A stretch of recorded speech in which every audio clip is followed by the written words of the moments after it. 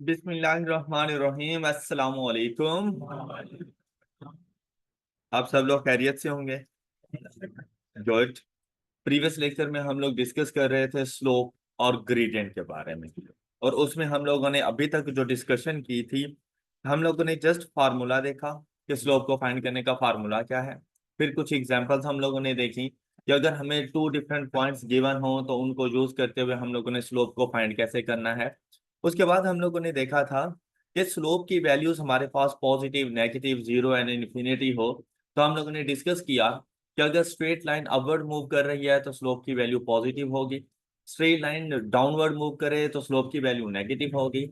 Straight line अगर हमारे पास horizontal रहे तो हमारे पास स्लोप की वैल्यू जीरो होगी। लेकिन एक वर्टिकल स्ट्रेट लाइन के लिए जो स्लोप होता है हमारे पास वो इन्फिनिटी होता है। साथ में हम लोगों ने वेरिएबल्स की मूवमेंट को देखा। हमारे पास दो किस्म के वेरिएबल्स होते हैं, एक्स एंड वाई। जो एक्स वेरिएबल होता है ना हमारे पास, वो होता है इंडिपेंडेंट वेरिएबल। एक्स जो वेरिएबल होता है वो होता है हमारे पास इंडिपेंडेंट वेरिएबल। जबकि जो वाई वेरिएबल होता है ना, ये डिपेंड कर रहा होता है ऑन एक्स।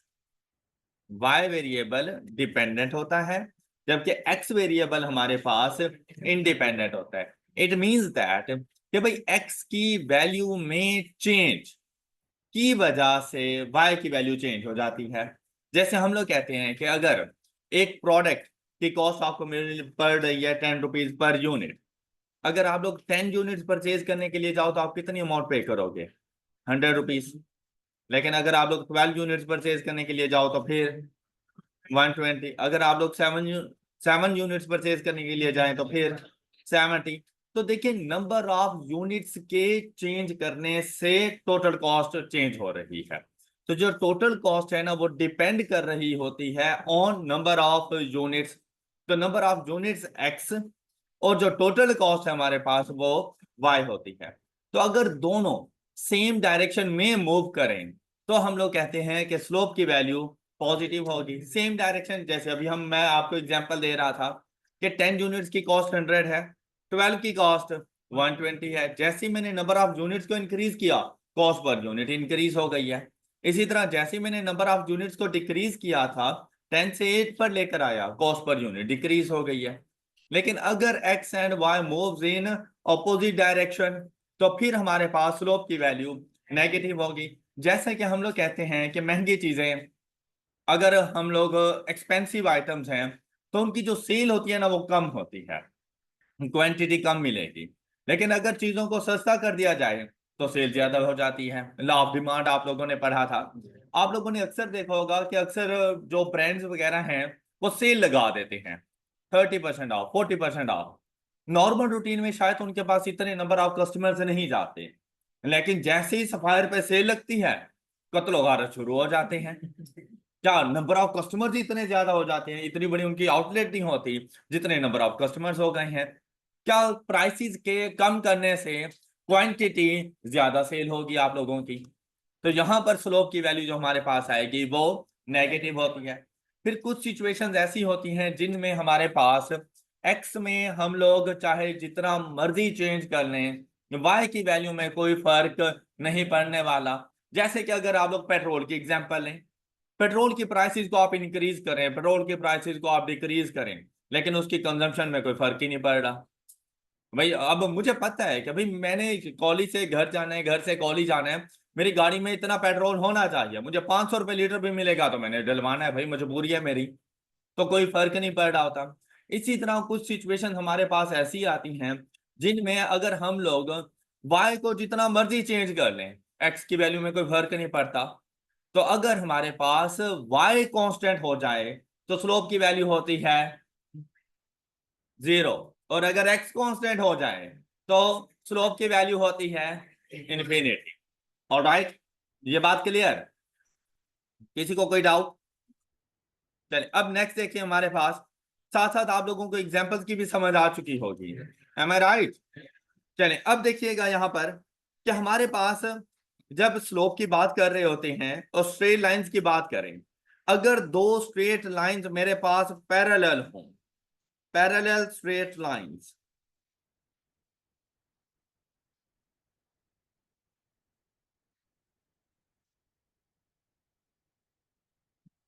तो पैरेलल लाइंस के लिए जो स्लोप की वैल्यूज होती हैं वो हमेशा एक दूसरे के इक्वल होंगी। M1 से मुराद फर्स्ट लाइन का स्लोप, M2 से मुराद सेकेंड लाइन का स्लोप, और दोनों लाइंस एक दूसरे के पैरेलल हैं। पैरेलल लाइंस कौन सी होती हैं? ऐसी लाइंस जिनको जितना मर्जी एक्सटेंड कर लें कभी भी एक दूसरे को इंटरसेक्ट नहीं करेंगी, लेकिन एक दूसरे के साथ साथ चलती रहेंगी। जैसे अगर आप लोग यहीं पर देखो जहां पे मैं लिख रहा हूं, ये जो लाइंस लगी हुई हैं हॉरिजॉन्टल, ये सारी एक दूसरे के पैरेलल हैं। ये आप लोगों को लाइंस नजर आ रही हैं, ये सारी एक दूसरे के पैरेलल हैं। इनको चाहे मैं जितना मर्जी एक्सटेंड कर लूं, ये कभी भी एक दूसरे को इंटरसेक्ट नहीं करने वाली। इसी तरह से परपेंडिकुलर लाइंस की अगर बात करें तो इन लाइंस के ऊपर ये जो रेड कलर की लाइन ड्रॉ की गई है वो इसके ऊपर परपेंडिकुलर है। परपेंडिकुलर कैसी लाइन? ऐसी लाइंस जो एक दूसरे को इंटरसेक्ट करें एट 90 डिग्री एंगल, ऐसी लाइंस को क्या कहा जाता है? Perpendicular lines. अगर पैरेलल लाइंस की बात करेगा तो स्लोप एक दूसरे के इक्वल होंगे। मतलब आपसे कह सकता है a line having a slope of 5, what's the slope of its parallel line? 5। एक दूसरे के इक्वल होते हैं। बात क्लियर? लेकिन अगर यहीं पर बात करते हैं परपेंडिकुलर लाइंस की,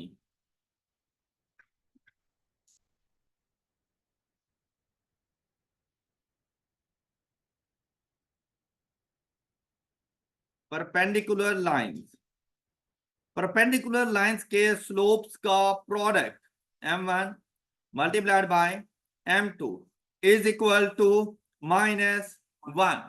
मतलब ऐसा हो सकता है कि आपको स्लोप की वैल्यूज दी जाएं या दो डिफरेंट स्ट्रेट लाइंस दी जाएं और आपसे कहा जाए कि बताएं इनकी, ये हमारे पास पैरेलल लाइंस हैं या परपेंडिकुलर लाइंस हैं या neither, nor parallel nor perpendicular. तो ऐसी सिचुएशन में आपने क्या करना है? उन दोनों लाइंस के स्लोप की वैल्यूज को फाइंड करें। अगर स्लोप इक्वल आ जाए तो लाइंस होंगी पैरेलल, लेकिन अगर दोनों लाइंस के स्लोप का प्रोडक्ट -1 के इक्वल आ जाए तो लाइंस होंगी परपेंडिकुलर। ये बात समझ आ गई?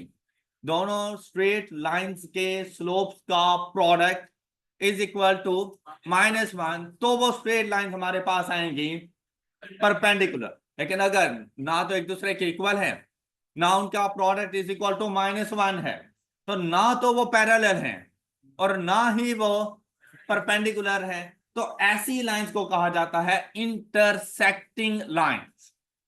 ऐसी लाइंस को कहते हैं इंटरसेक्टिंग लाइंस। तो दो स्ट्रेट लाइंस या तो पैरेलल होंगी या परपेंडिकुलर होंगी या इंटरसेक्टिंग होंगी।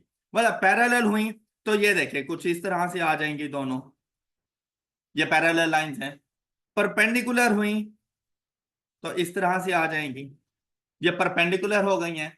लेकिन अगर दो स्ट्रेट लाइंस हैं और वो कुछ यूं जा रही हैं, अब ये ना तो पैरेलल है ना ही परपेंडिकुलर है, तो ऐसी स्ट्रेट लाइंस को क्या कहा जाएगा? Intersecting lines. वैसे परपेंडिकुलर लाइंस भी इंटरसेक्टिंग लाइंस होती हैं, लेकिन इनके पॉइंट ऑफ इंटरसेक्शन पर 90 डिग्री का एंगल बनता है, तो हम इनको स्पेसिफिक नेम दे देते हैं कि ये परपेंडिकुलर लाइंस हैं। अब ये भी इंटरसेक्टिंग है कि ये इनका पॉइंट ऑफ इंटरसेक्शन है, लेकिन 90 डिग्री का एंगल नहीं है, इसलिए इनको परपेंडिकुलर नहीं कहा जाता। आई होप कि आपने मेरी बात पिक कर ली होगी। अच्छा, पैरेलल लाइंस के लिए हमने क्या कहा कि इसका स्लोप और इसका स्लोप हमेशा एक दूसरे के इक्वल होंगे, जबकि इनके लिए हमने क्या कहा कि अगर ये M1 है और ये M2 है तो दोनों का प्रोडक्ट किसके इक्वल होगा, और अगर ऐसा ना हुआ तो लाइंस होंगी इंटरसेक्ट। आप ऐसे MCQ सॉल्व कर लेंगे, हो जाएगा, हो जाएगा। अच्छा, अब अगर मैं आपसे एक बात करूं कि मेरे पास एक स्ट्रेट लाइन है जिसके स्लोप की वैल्यू आ रही है 5, उसकी परपेंडिकुलर लाइन का स्लोप क्या होगा? एक स्ट्रेट लाइन जिसके स्लोप की वैल्यू है 5, उसकी पैरेलल लाइन का स्लोप क्या होगा? तो परपेंडिकुलर लाइन का स्लोप क्या होगा? हाँ जी। अब इसको ऐसे किसी नंबर से मल्टीप्लाई करना है कि आपके पास इसका प्रोडक्ट -1 है, तो इसकी वैल्यू बनेगी हमारे पास जी -1/5। मतलब हम लोग ना इसको इन शॉर्ट कह सकते हैं कि परपेंडिकुलर लाइंस के स्लोप्स एक दूसरे के रेसिप्रोकल एंड इनवर्स होते हैं। फिर से सुने, पैरेलल लाइंस के स्लोप्स एक दूसरे के इक्वल होते हैं, परपेंडिकुलर लाइंस के स्लोप्स एक दूसरे के रेसिप्रोकल एंड इनवर्स होंगे। ऑलराइट, ये इसके साथ जरा लिख लीजिएगा, एक दूसरे के इक्वल हैं, m1 = m2, लेकिन परपेंडिकुलर लाइंस के लिए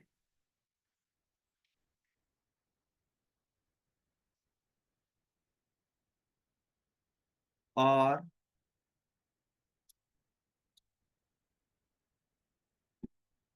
रेसिप्रोकल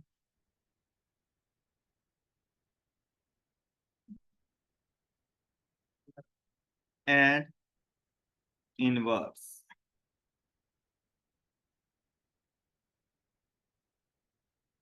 स्लोप्स और रेसिप्रोकल एंड इनवर्स।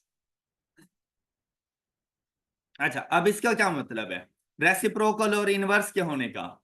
रेसिप्रोकल से मुराद होता है फ्रैक्शन का उलट कर देना, न्यूमिरेटर को डिनोमिनेटर और डिनोमिनेटर को न्यूमिरेटर बना दो, ये कहलाएगा आपके पास रेसिप्रोकल। और इनवर्स क्या होता है? साइन का चेंज कर दें, कि अगर पॉजिटिव है तो नेगेटिव कर दो, नेगेटिव है तो पॉजिटिव कर दो। अब जैसे ही मैंने आपसे ये कहा कि आपके पास m1 की वैल्यू 5 है, तो आपके पास परपेंडिकुलर लाइंस में m2 की वैल्यू क्या होगी? सबसे पहली चीज साइन चेंज कर दो, m1 पॉजिटिव है या नेगेटिव? पॉजिटिव है, तो m2 क्या होगा? माइनस। और दूसरी चीज कि आपने इसका रेसिप्रोकल लेना है, रेसिप्रोकल में मैंने कहा फ्रैक्शन का उलट कर दो। ये बेसिकली आपको होल नंबर नजर आ रहा है, लेकिन इसका डिनोमिनेटर बाय डिफॉल्ट 1 होता है, लेकिन लिखा नहीं जाता। क्लियर? अब जैसे ही इसका उलट करोगे तो ये क्या बन जाएगा? 1/5। अब आप लोग अगर गौर करें तो अगर मैं 5 को मल्टीप्लाई कर दूं -1/5 के साथ, तो मेरे पास रिजल्ट क्या आएगा? तो परपेंडिकुलर लाइंस है। बात क्लियर? अच्छा, कोई भी एक स्लोप की वैल्यू बोलो। हम्म सिंपल 8, सिंपल 8 माइनस सपोज 3/2, तो बताएं इसकी पैरेलल लाइन का स्लोप क्या होगा? सुभान अल्लाह, -3/2 पैरेलल लाइन का स्लोप क्या होगा? तो सेम होगा जो ये m1 है। देखिए, आप लोग ना बस एक ही लाइन पे चल रहे होते हैं, आपको पता है कि बस सर ने यही क्वेश्चन करना है, और एग्जाम में भी ऐसी ही मिस्टेक हमसे हो जाती है। तो जब मैंने पैरेलल लाइन का स्लोप पूछा है तो जो m1 है वही बता दो, -3/2। लेकिन अगर मैं आपसे पूछूं कि इसकी परपेंडिकुलर लाइन का स्लोप क्या होगा, तो 2/3 इसका आंसर आ जाएगा, माइनस नहीं आएगा, साइन ने चेंज होना है। ये नेगेटिव में था तो दूसरा पॉजिटिव में आएगा। ऑल राइट, तो हम लोग m2 क्या बताएंगे? 2/3, अगर लाइंस परपेंडिकुलर हैं तो। आई होप के पॉइंट पिक कर चुके हो आप लोग। कोई डाउट?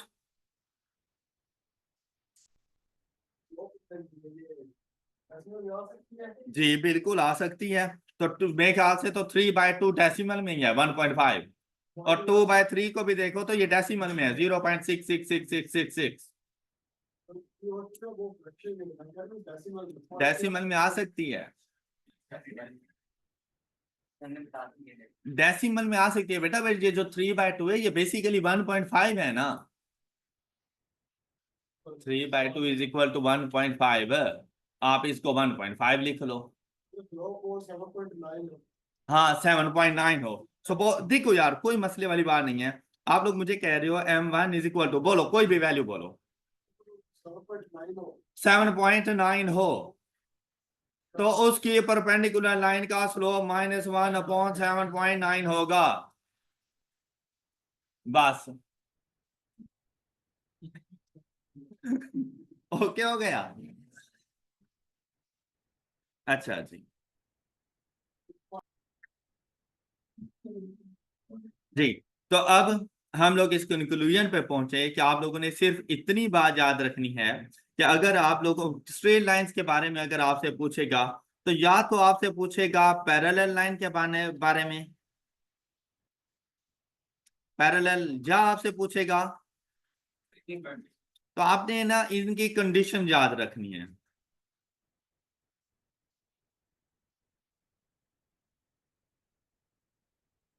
अब इनकी कंडीशन हमारे पास क्या है कि अगर स्ट्रेट लाइंस हमारे पास पैरेलल हों तो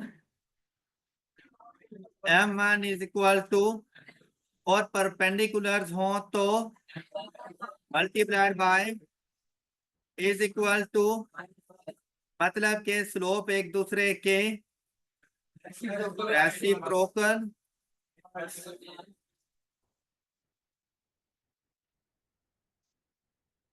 एंड इनवर्स होंगे।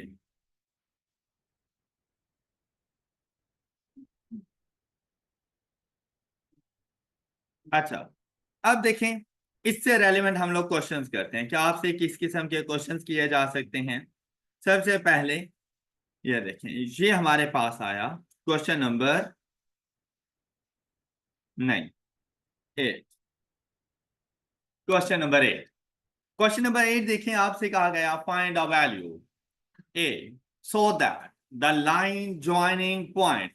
अब हमारे पास एक स्ट्रेट लाइन है जो कि इन दो पॉइंट्स की मदद से बनी है, point A and point B, इसकी मदद से बनी है, और ये एक ही स्ट्रेट लाइन के दोनों पॉइंट्स हैं। कहते हैं ये वाली एक स्ट्रेट लाइन जो इन दो पॉइंट से बने, और एक दूसरी स्ट्रेट लाइन जो पॉइंट सी और पॉइंट डी से मिलकर बन रही है। अब ये दो डिफरेंट स्ट्रेट लाइंस हैं। फर्स्ट स्ट्रेट लाइन के हमारे पास coordinates point A and point B हैं।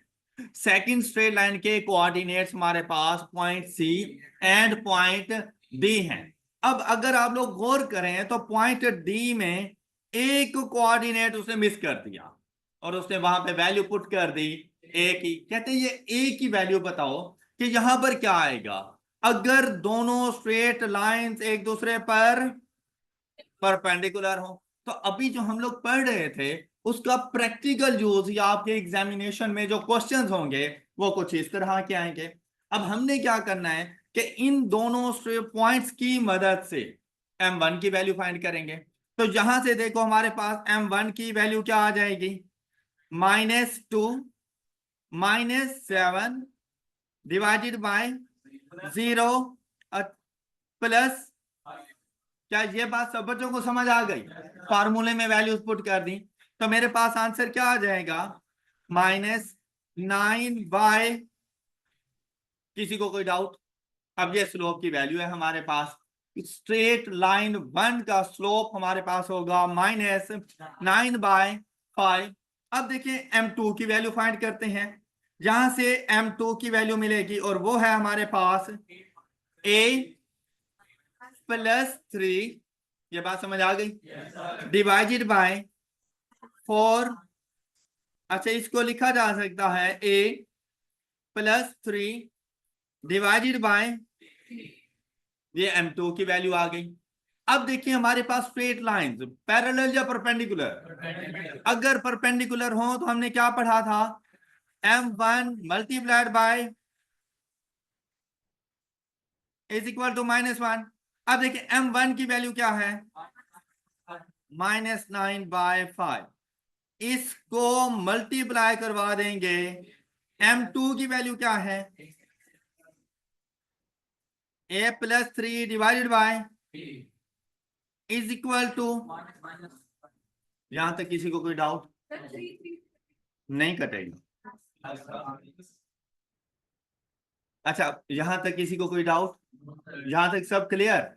जस्ट मैंने M1 की वैल्यू फाइंड की, M2 की वैल्यू फाइंड की। अब जैसे उसने कह दिया कि परपेंडिकुलर लाइंस हैं, तो परपेंडिकुलर लाइंस की कंडीशन देखी।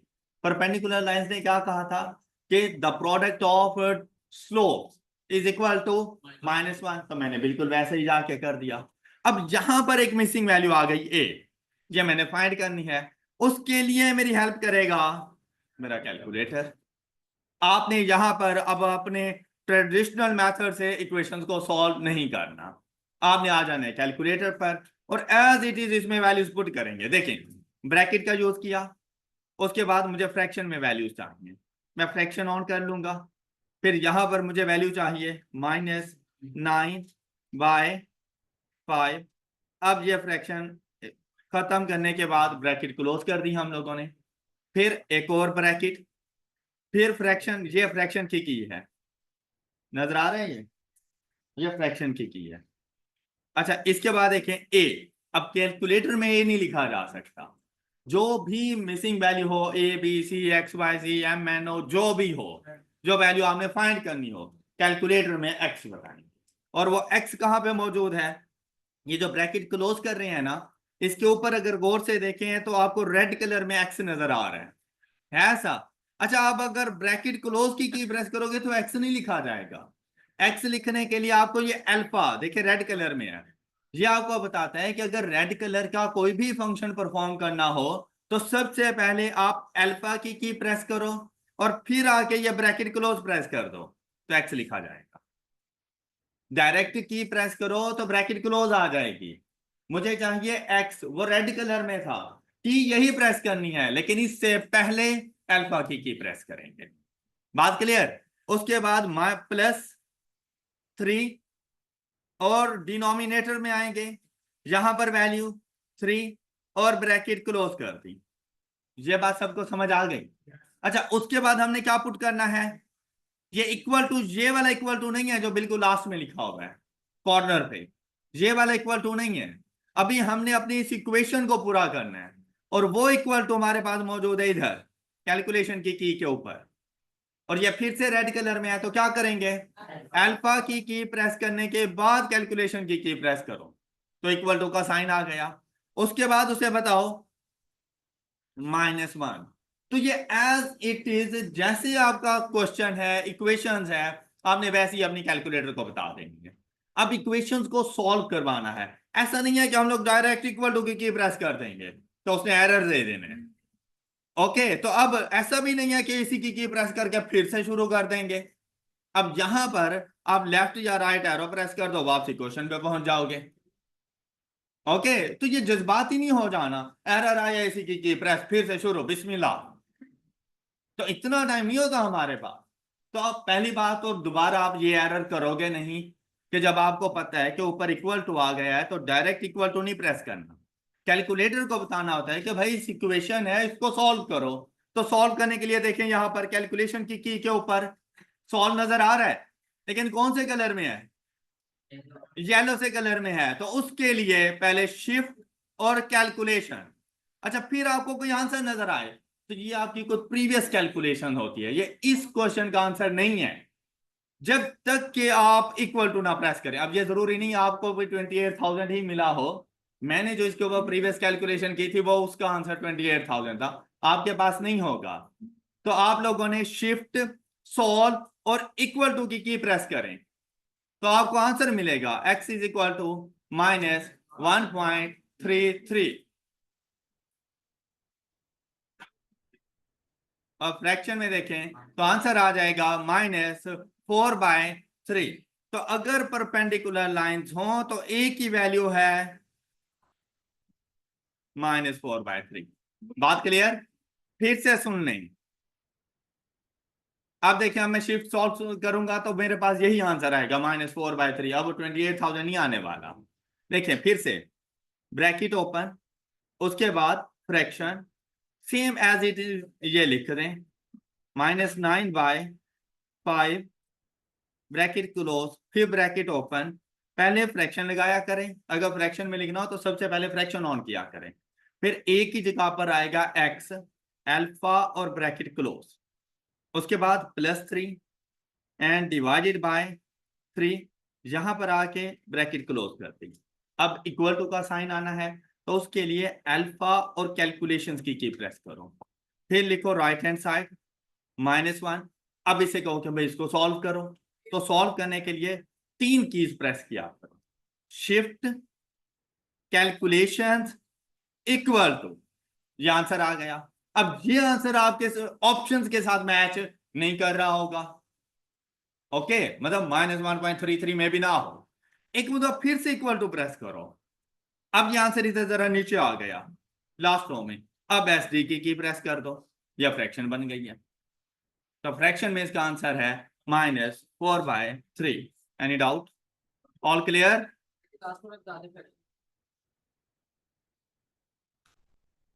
ये आंसर इस तरह से आएगा।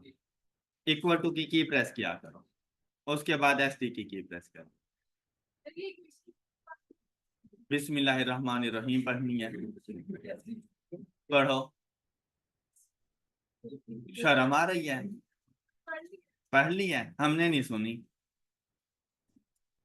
अच्छा ये देखो, ये लिखने के बाद अब सुन लो ना, इधर सुन लो। ये लिखने के बाद शिफ्ट, ये एक शिफ्ट है, नजर नहीं आता? ये शिफ्ट सॉल्व और एंड पे इक्वल टू की प्रेस कर देना।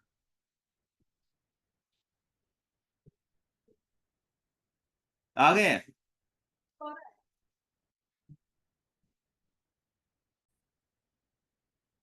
अब यहां पर जैसे ही आपको x की वैल्यू बताता है ना, कहते हैं अगर x की जगह पर आप ये वाली वैल्यू पुट करोगे तो लेफ्ट और राइट हैंड साइड का जो डिफरेंस है वो 0 हो जाएगा। क्या मतलब? कि left and right hand side एक दूसरे के इक्वल आ जाएगी। तो इक्वेशन का यही तो मकसद होता है कि x की कोई ऐसी वैल्यू पुट करूं कि left and right hand side एक दूसरे के इक्वल हो, और जब इक्वल होंगी तो क्या उनके दरमियान कोई डिफरेंस होगा? तो इसलिए वो कहते हैं ये वैल्यू पुट करने से left and right hand side equal to 0 हो जाएगी। हमें इस बात से कोई गर्ज नहीं होती, हमने जस्ट x की वैल्यू देखनी होती।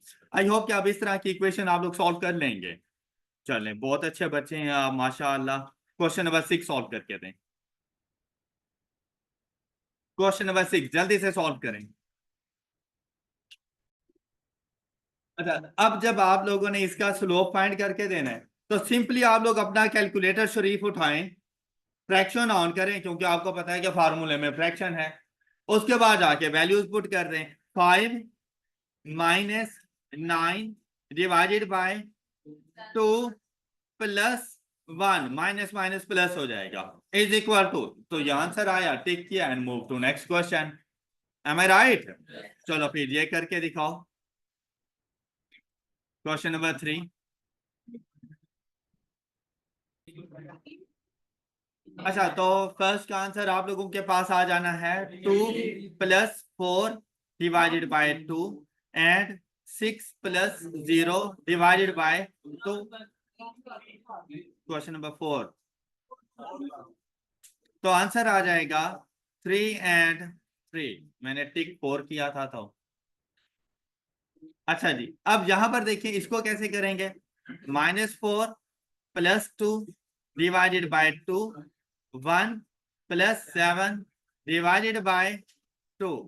तो ये आंसर हमारे पास आ जाएगा -1 एंड 4। ये आपके पास मिड पॉइंट्स आ गए। That's all for today. अपना ख्याल रखिए, नेक्स्ट लेक्चर में मिलते हैं। अल्लाह हाफिज़।